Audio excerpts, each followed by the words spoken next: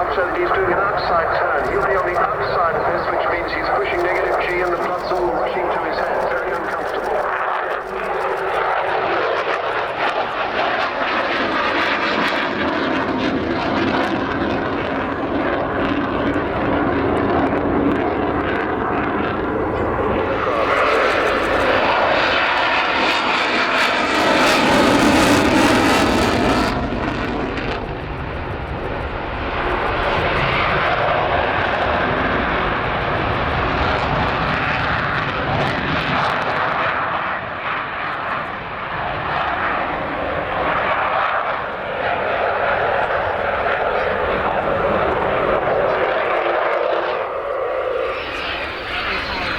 Suddenly, he's taken the car right off, and you still see that high angle of attack as he's coming upwards.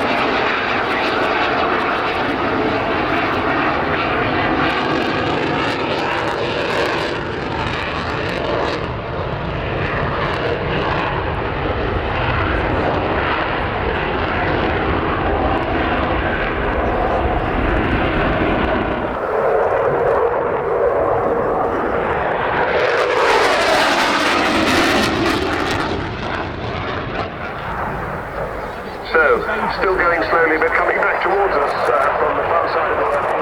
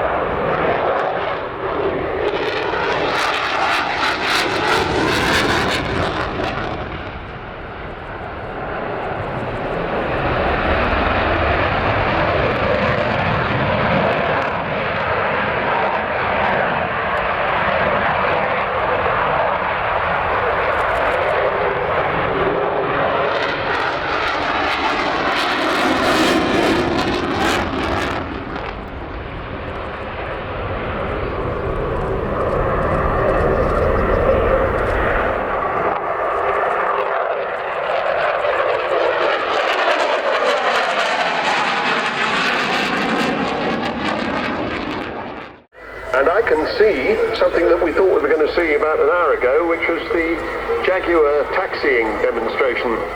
Just to remind you that these aircraft, there are no Jaguars left flying, haven't been any flying since the end of 2007. So 8 years ago they stopped flying, but there are lots of Jaguars here, as you'll have seen. And they're flown, or rather taxied, by staff here at 238 Squadron. These are not trained pilots, they're also engineers. Paul Bennett, commonly known as Gordon Bennett in the front one, and Corporal Ben Grano in the second of the two Jaguars. Taxiing down the runway now.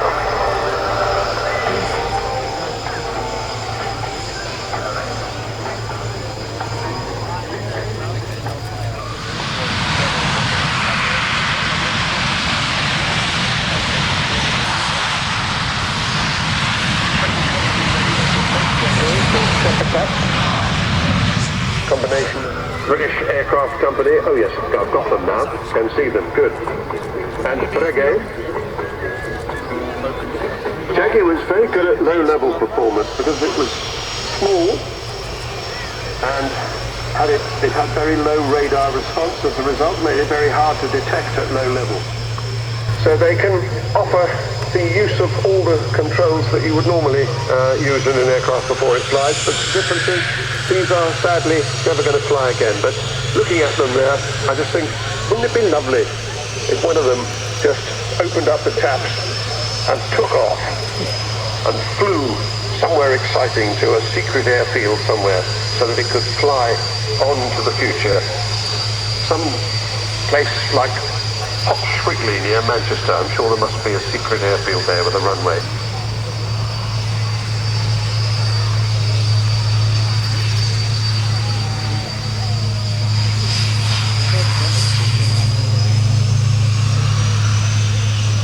You're like the paint scheme.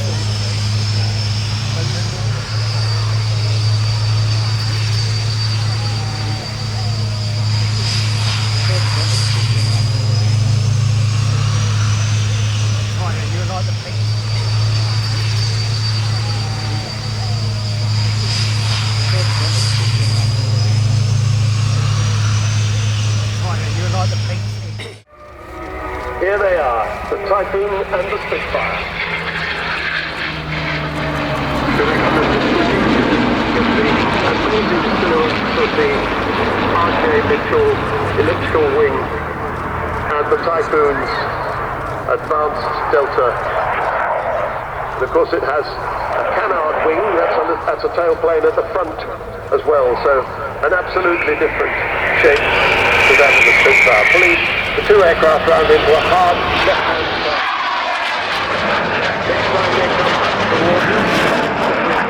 I think the next manoeuvre, watch out for a break.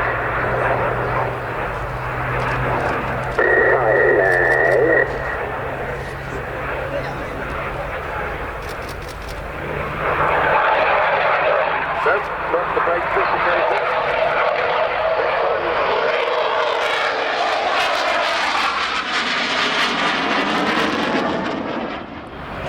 Sir Lieutenant Ben Westerby Brooks of 29 Squadron is the man in the Typhoon.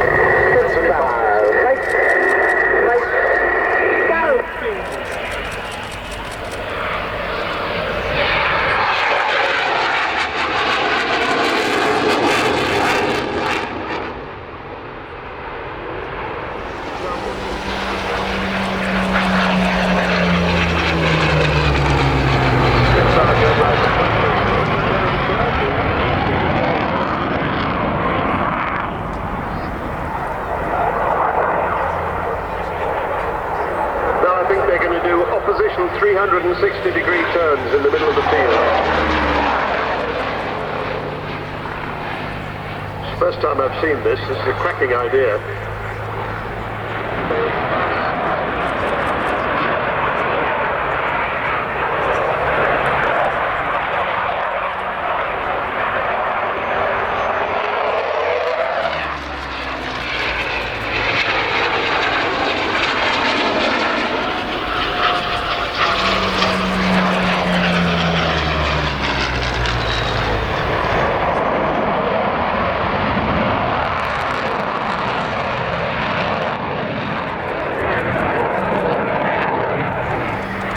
Another close opposition pass.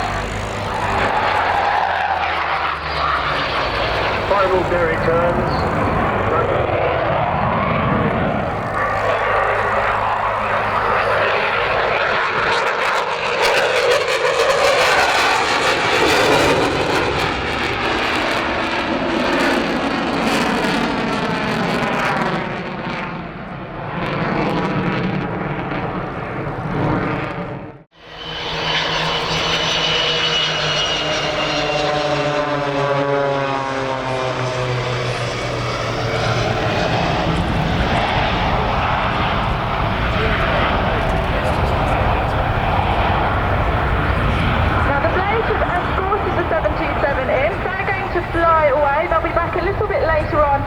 To fly our full display for you. The 727 is going to remain with us for a little while longer.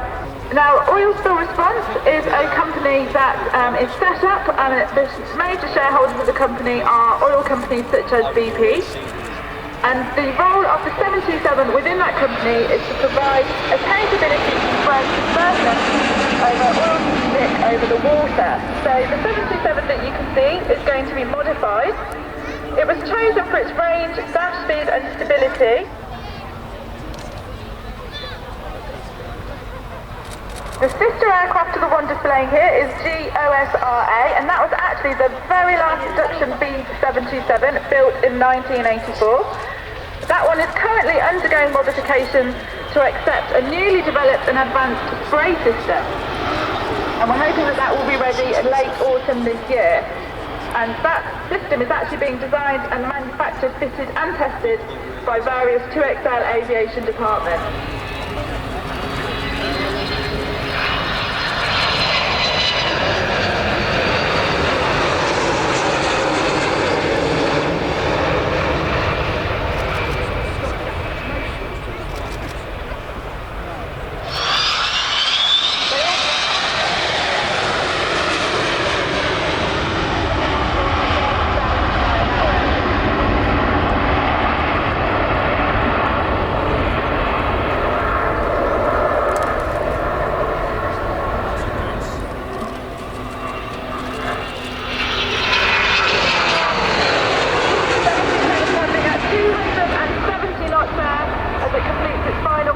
the afternoon.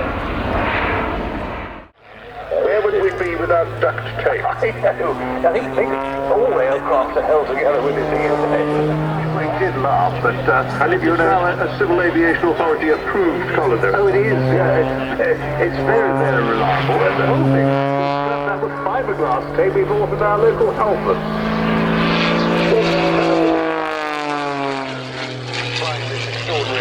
Today. Well, yes, of course, he's quite a stalwart, quite a character, a man of boundless ambition, a man who lives, eats and breathes aviation, ladies and gentlemen. Today is slightly more sedate flying for Richard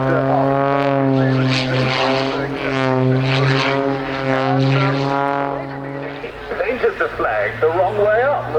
So in order to be allowed to fly at Cosford today, we had to agree with the authorities to fly over 60% of this display upside down. It's also fitted with a cappuccino cup holder, which will fit any cup size from espresso all the way up to Massimo Grande super size. And there's even a neat bit of tech in there. I think it's called a zero gravity sensor or something.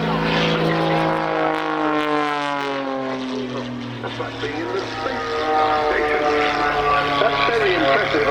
Well, certainly, but the amount of negative G's pulling there would be a bit like in a space station. Yes.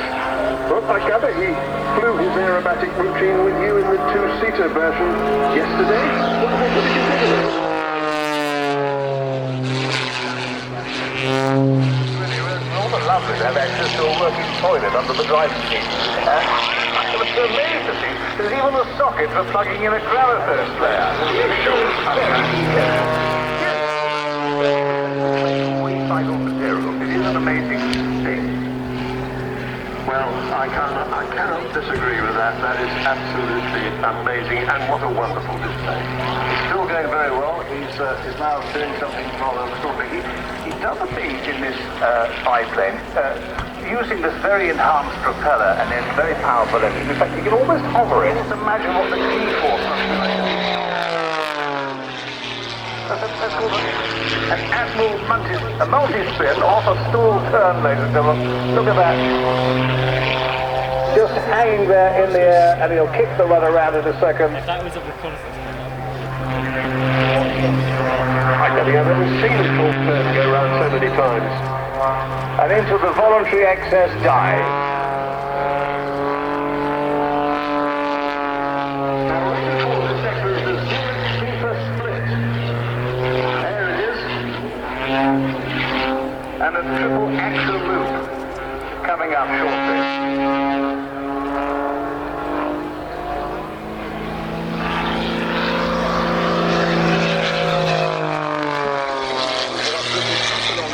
Right now, ladies. I mean, he's really enjoying himself. Oh, look at that, that's amazing. A double hammerhead or pinwheel, that's the power of power. He calls that one as he zooms back down to earth, working that engine overtime. His aerobatic sorted little Jack Russell, sweet little thing, and straps it in there like in the back seat, or beside him. I'm not quite sure where he puts it. It's a lovely thing to see.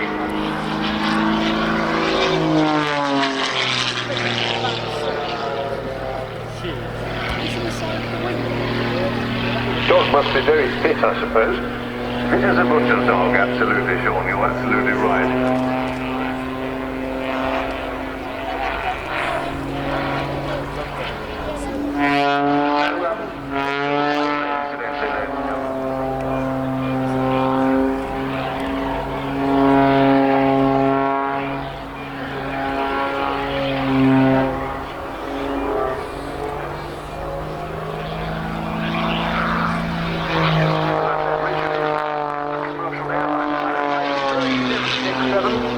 If you tried any of these stunts in one of those, I think you'd have a few complaints. Powering his way down the runway.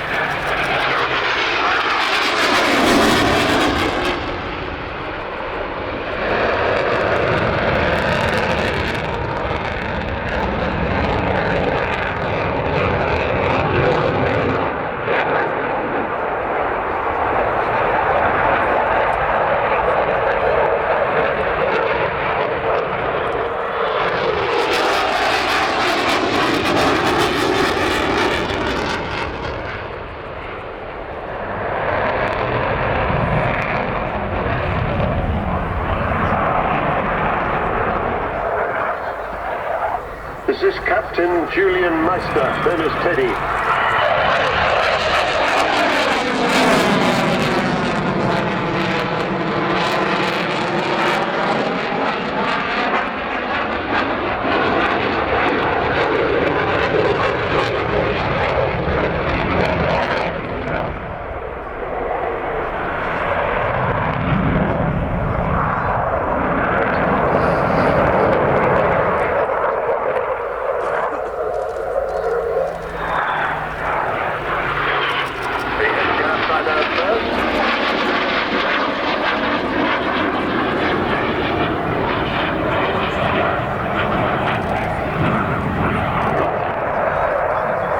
There's another dairy.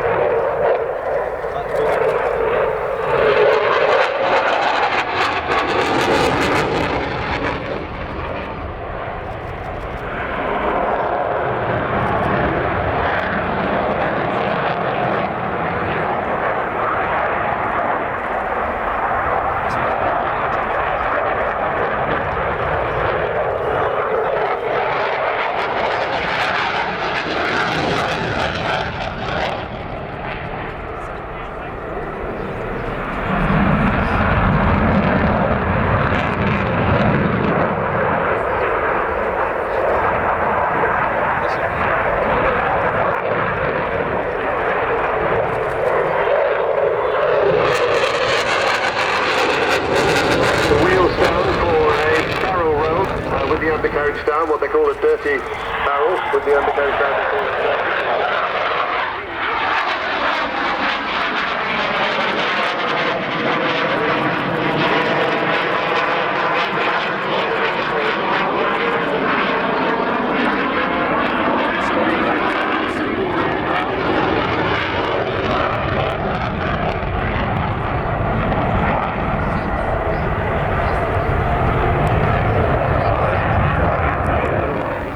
We saw it very clearly with the F-16 with the smoke trailing off the wingtips.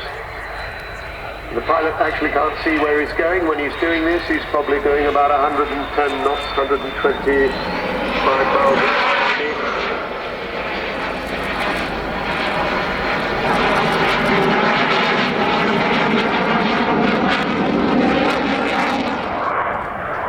Switzerland has had the F-18 since about 1997. And they've always had a display team, a solo display team, with the aircraft since then.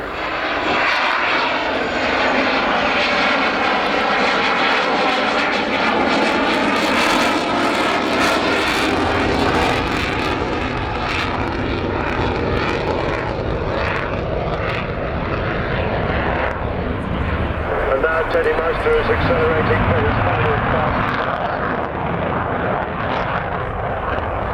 Rolling as he goes away on the half left line. Switzerland by and large only use this for air-to-air combat.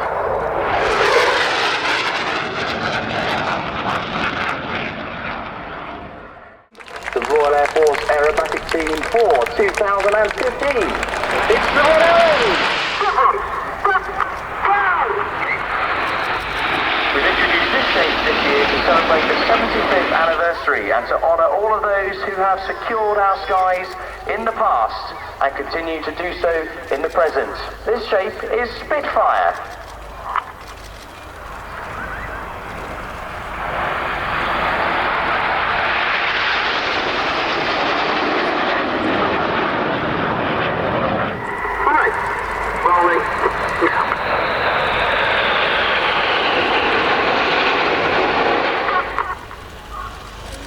Enid split at the top, now keep your eyes on Jippo underneath.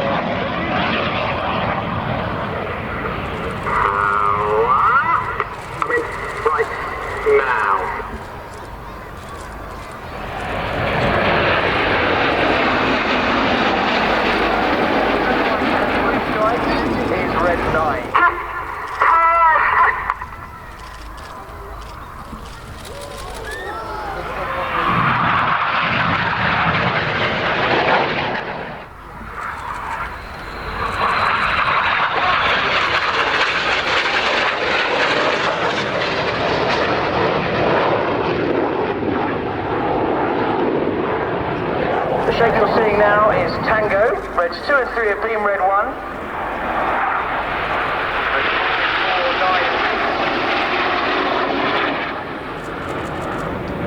Form the stem. 50 into the crosses, they have swapped their full colour using the individual colour control buttons on the aircraft's control column. Now, this is the twister. Hold in that, mate. Now, okay.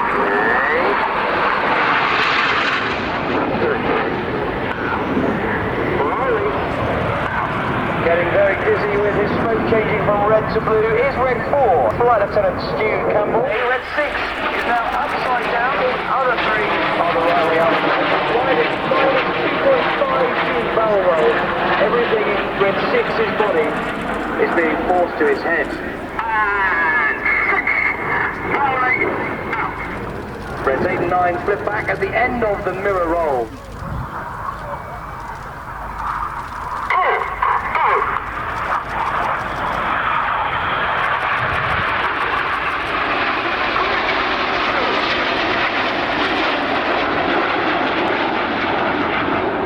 Reds 8 and 9 pitch up to roll around the synchro pair, who then roll. Get ready for the Jippo break.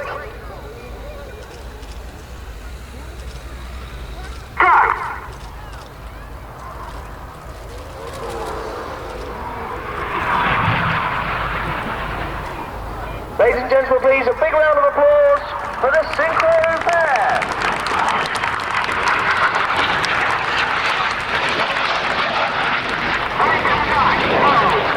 Reds 8 and 9 are all around them in the corkscrew.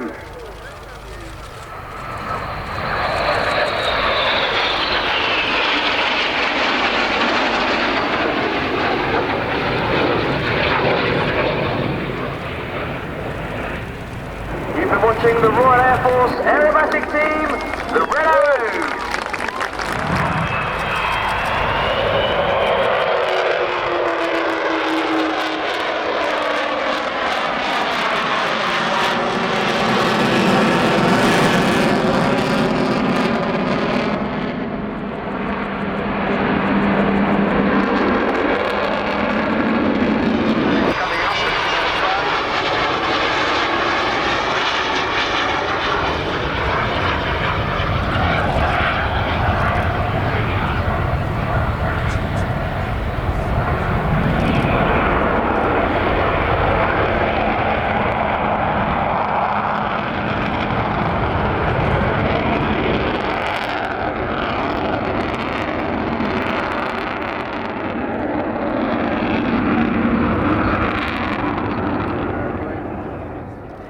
Now as she comes by this time, watch for the bomb doors opening and you'll see that capacious bomb bay that carried 21 1,000-pound bombs.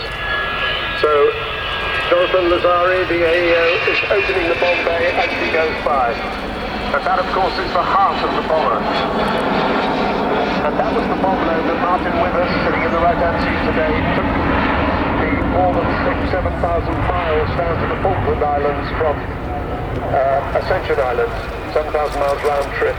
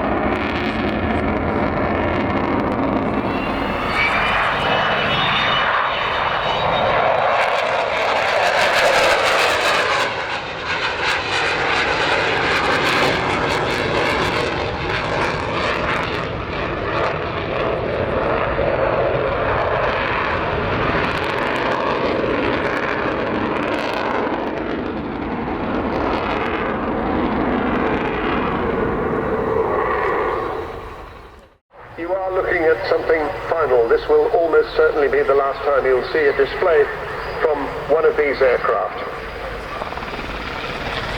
So now they're coming down to deploy somebody, their winchman, who's going to act as a survivor. So they're going to then disappear around the corner and come back and pick it up. So if you're on the front line, you'll feel that going down.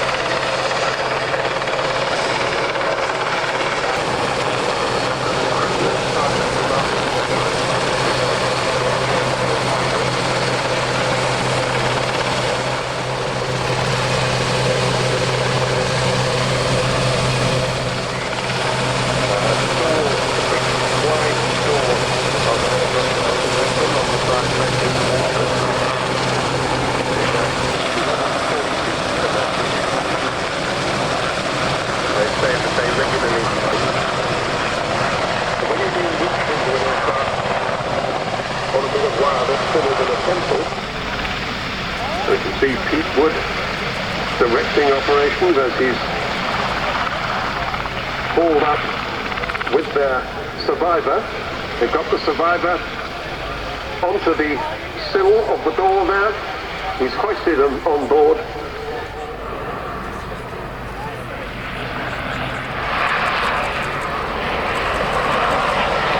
So I think this is a very special thing. It's all the way back to 1915, so the squadron is 100 years old. 22 squadron. It's sad that it's all coming to an end in its centenary year.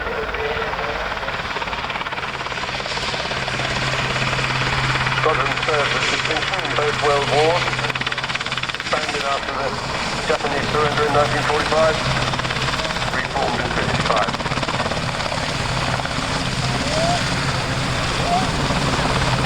Interesting squadron crest for 22 Squadron. The mathematical symbol pi superimposed on the Maltese cross. During one period in squadron history, the aircraft would take off from an airfield in Malta and overfly the 7 group headquarters, which is then situated in Malta. Hence, 22/7. It is pi.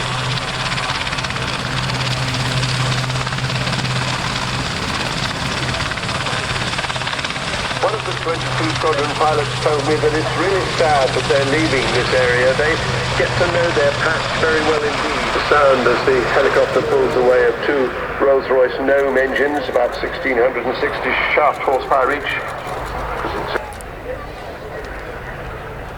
Right up to the end of the month, there'll be a crew on standby 24 hours a day, every day of the year. So this being the second standby crew, confusingly they call it the first crew.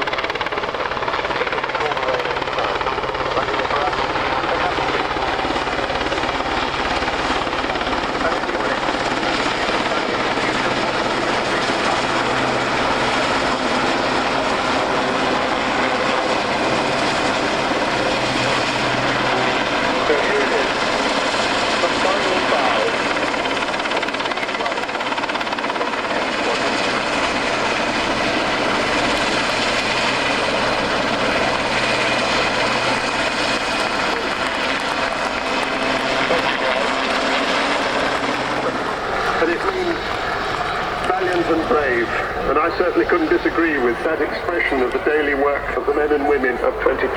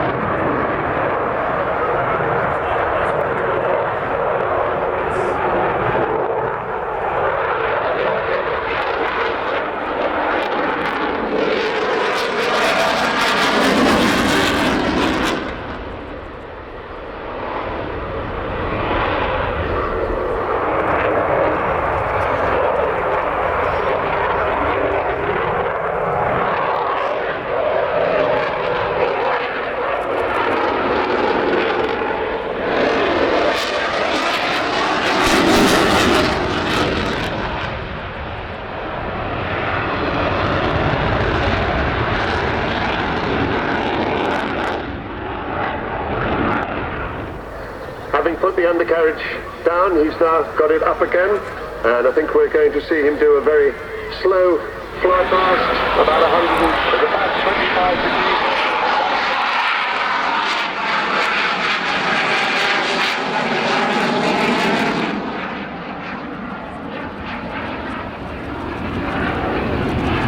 And you get a good view there of the 29 Squadron display colour scheme.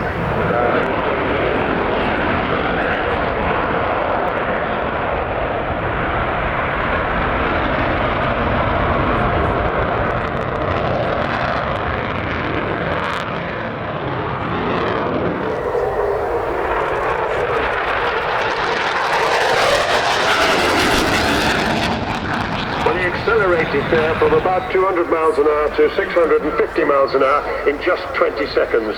That is some acceleration. He's pulling in on a 9G turn. And here's an outside turn.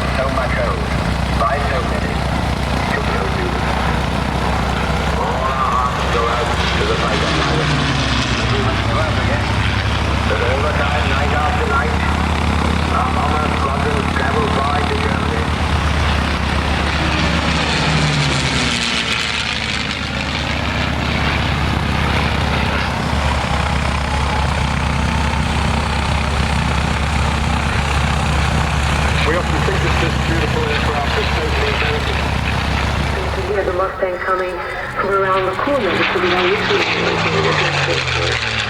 and that's a fantastic way to arrive. So you can think heights, you have lots of energy, lots of speed, and then you convert all that energy and speed into height and maneuvers.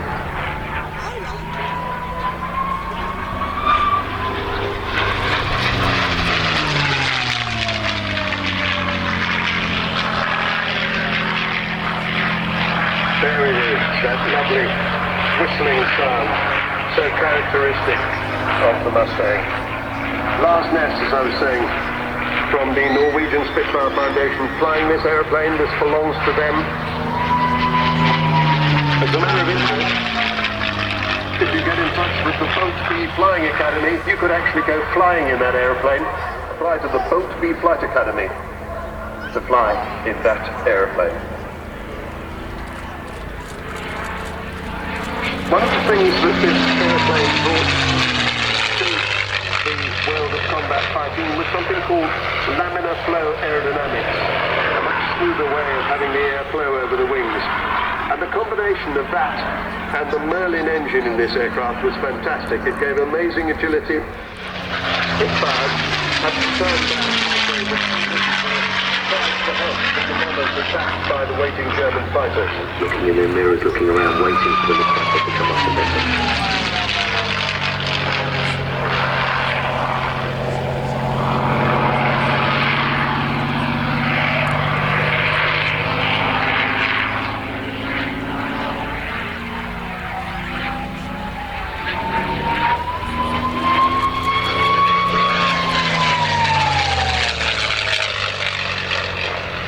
After D-Day in 1944, 8th Air Force P51s flew Operation Chattanooga.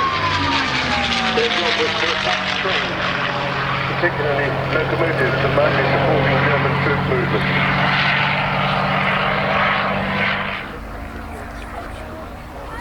This particular aircraft, built by North American Aviation at Inglewood in California, delivered to the United States Army Air Force in 1945.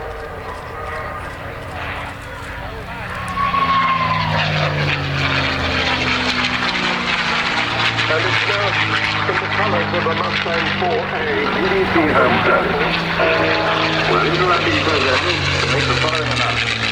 Tomorrow, Tuesday, will be